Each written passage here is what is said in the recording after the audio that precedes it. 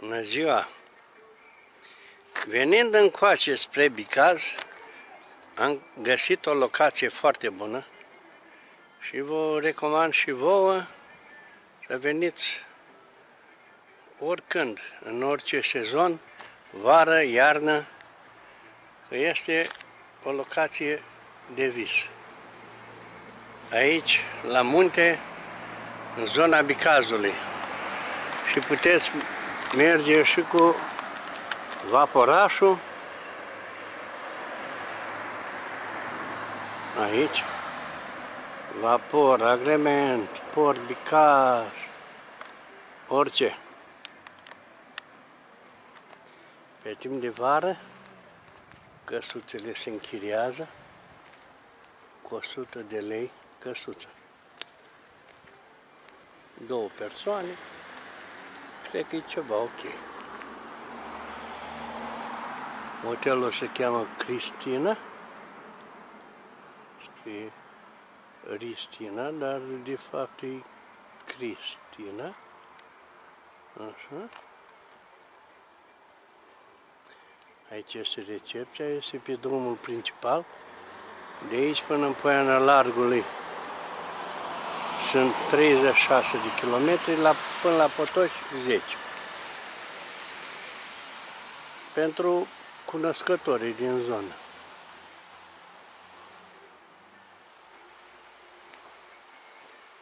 Și în căsuțe, aici e motelul, pe timp de iarnă, au camere încălzite, baie proprie. Da. Noi suntem aici cazați la motel, dar facem un grătar. Lenuța, ea e bucătarul nostru șef. Lenuța? Hei!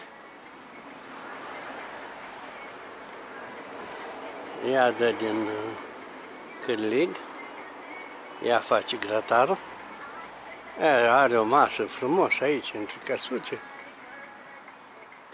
E foarte rustic și frumos.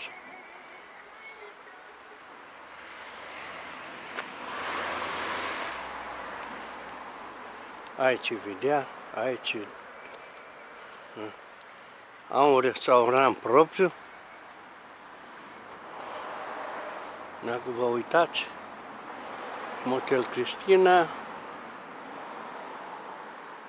am un restaurant, se poate plăti cu cardul de vacanță, căsuțe în pădure,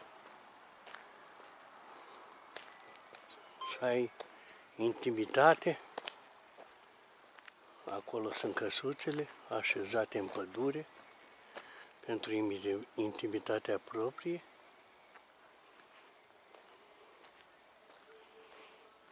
Eu zic că e o locație foarte frumoasă.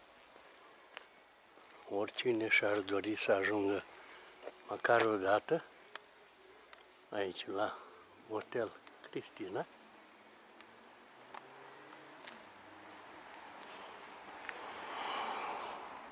Acesta este motelul, cu un număr de camere, nu știu, nu cunosc, nu. Și eu sunt cazat aici, cu cablare proprie, internet, tot ce ai nevoie. La restaurant are o terasă, afară, înăuntru,